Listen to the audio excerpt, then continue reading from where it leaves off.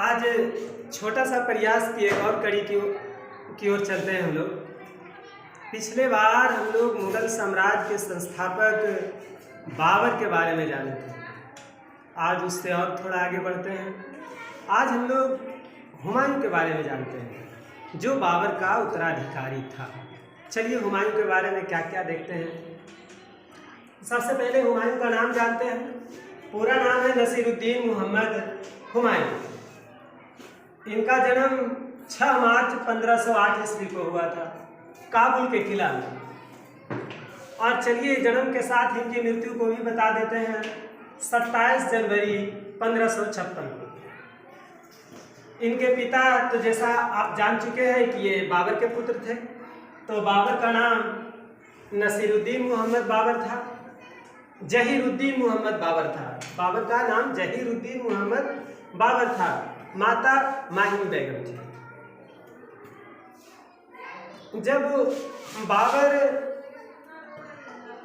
जीवित थे तो उनकी इच्छा थी लास्ट टाइम में कि उनके पास जितना पूरा राजकाज है चारों भाइयों में बांट देने के लिए हुमायूं को बोल रखे थे वो।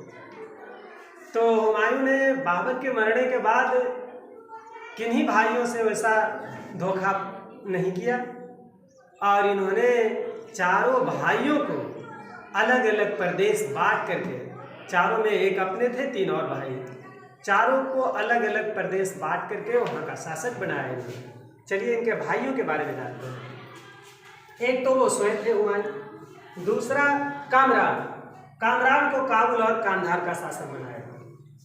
उसके बाद तीसरी बारी आती है मिर्जा अस्करी का, इनको संभल का शासक बनाया।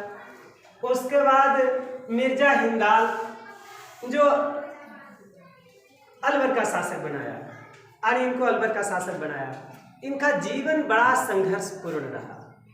कहीं 29 दिसंबर 1530, कहीं 30 दिसंबर 1530 मिलता है कि ये गद्दी संभाले, मतलब गद्दी पर बैठे।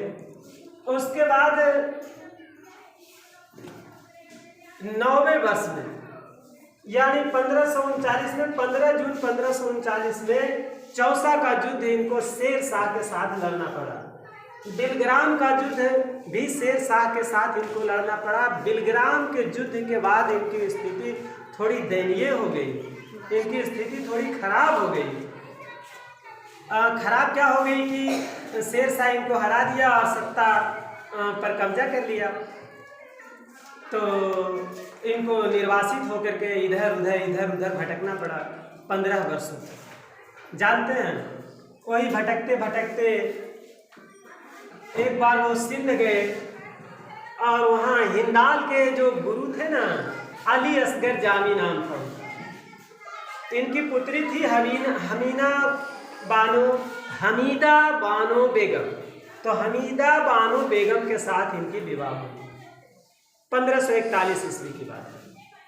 अब जो है इन्हीं की गर्भ से मतलब हुमायूं और हमीदा बानो बेगम के पुत्र हुए अकबर। इनका जन्म 15 अक्टूबर 1542 को हुआ। चलिए और इनके बारे में कुछ और बात करते हैं। उसके बाद तीसरा युद्ध जो है 1555 ईस्वी में ये लगा। तो 1555 ईस्वी के बाद जो है फिर से ये सत्ता हासिल किया। सत्ता हासिल करने के बाद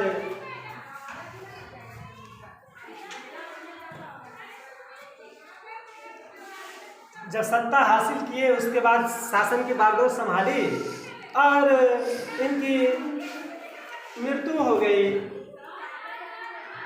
27 जनवरी 1556 को। 1555 में सत्ता संभाले और 1556 में इनकी मृत्यु हो गई। तो अकबर जो है 15 फरवरी 1556 को गद्दी पर बैठा, यानी कि हुमायूं का उत्तराधिकारी अकबर।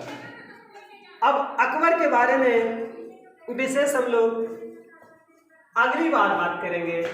मूल रूप से इसमें हम इनके बारे में ही बात कर रहे थे, शाहजहां के बारे में,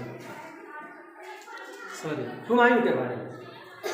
और हुमायूं के बाद हम लोग अकबर के बारे में विस्तार से जानेंगे। उससे पहले एक और बात बता देते हैं, इनको जो है ना